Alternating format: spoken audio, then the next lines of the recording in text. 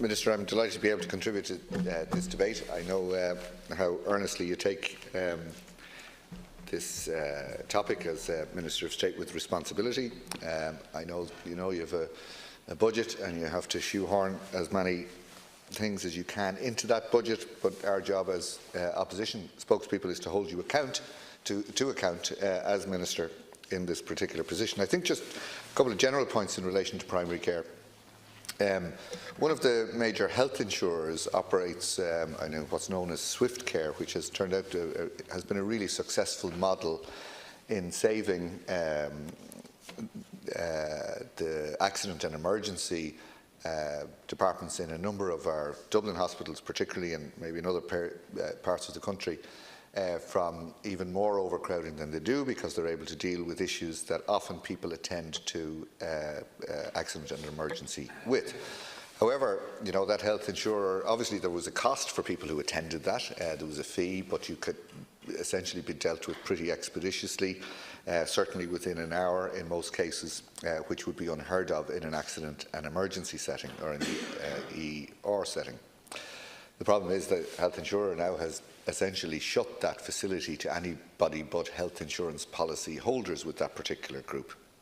And I think in the context of primary care, that there is and in the context of locating primary care centres in as many local areas as possible, which I know is the ambition under primary care, that there is a place for a Swift Care kind of dimension to this that actually treats small traumas, ankle twists. Anybody goes to Swift Care in Dundrum on a Saturday or Sunday, that's where parents who are policyholders now, and it's excluded to them only, bring their kids who've been injured in a football game, and Saturday afternoons, Sunday afternoons is where they're finished with that, is where it's full with that.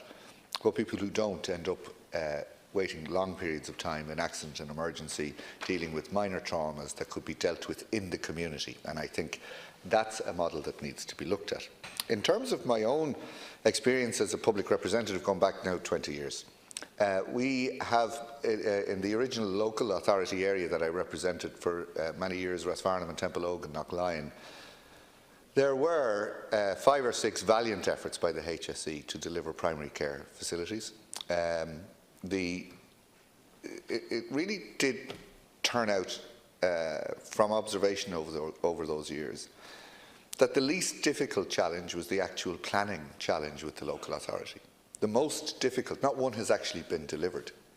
Some of the difficulties arose around getting GPs attracted who would serve in the primary care centre when it would come about. There was one in a particular locality where, close to me in Rathfarnham village, planning permission was granted. A lot of work had been done by the HSE securing the medical personnel that were key to the success of that primary care centre if it took off. And when it got planning permission and started to move forward a piece, the GPs, it's my understanding, actually withdrew for various different reasons, and I'm sure some very good reasons.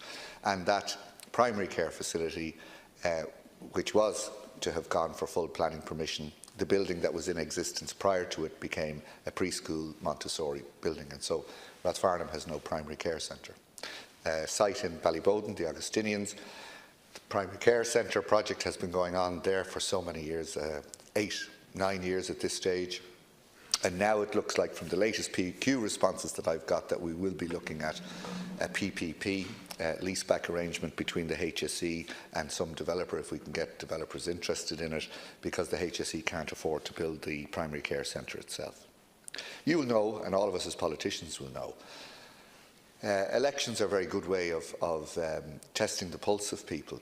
And I often tell colleagues that in 2009 there was an issue that simply wasn't emerging on the door when I was going around the local elections, but by 2014 had really begun to spring up and has just been growing exponentially. There were 2 actually. One was autism, which featured to some degree on the doors in 2009, but by 2014 local elections, and now autism and the whole spectrum and the spectrum of children with special needs and the need for their diagnosis. You cannot go through a housing estate without meeting multiple examples of this, and this simply didn't feature a decade ago. The other is dementia. Dementia really didn't feature as a need 10 years ago when you knock on doors. Now, again, you know, Professor or Dr. Ronan Collins in University Hospital Tallaght will tell us that we need to prepare for a 20% dementia society. And there is nothing more heartbreaking, and I know you get this, Minister, but I must hold you to account for this.